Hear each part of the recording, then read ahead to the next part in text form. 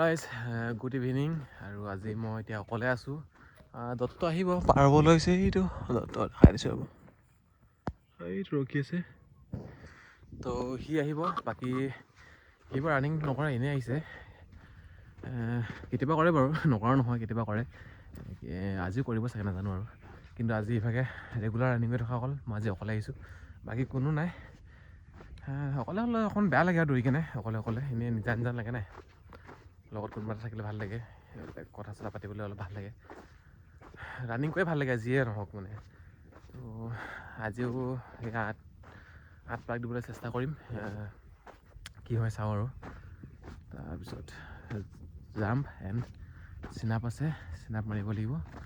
And লাষ্টত 100 metre সদায় মাৰি আছোঁ পিক আপ আহিবৰ কাৰণে।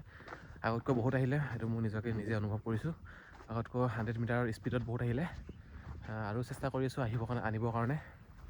তো কি হয় চাওঁ আৰু। তো ভিডিঅ'টো চাই থাকিব।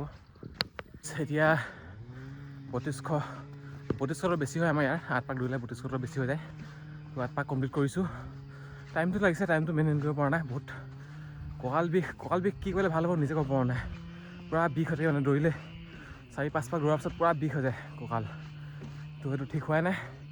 কঁকাল বিষ যেতিয়ালৈকে থাকিব তেতিয়ালৈকে ৰানিং স্পীড অনাটো বহুত মুস্কিল হৈ যায়। তো ভাল হ'বলৈ অপেক্ষা কৰিছোঁ, কি হয় নাজানো আৰু। ভালেই হোৱা নাই, বহুত দিনৰ পৰা বিষেই হৈ আছে কঁকাল। তো বিষতে মাৰিছোঁ, 8 পাক দৌৰিছোঁ। 3200তকৈ অকণ বেছি হয় আমাৰ ইয়াত, তো ট্ৰেকটো অকণ বেছি আছে 400তকৈ। তো এতিয়া অলপ পিছত মাৰিম, এক্সাৰচাইজ কৰাৰ পিছত মাৰিম জাম্প এণ্ড চিনাপ।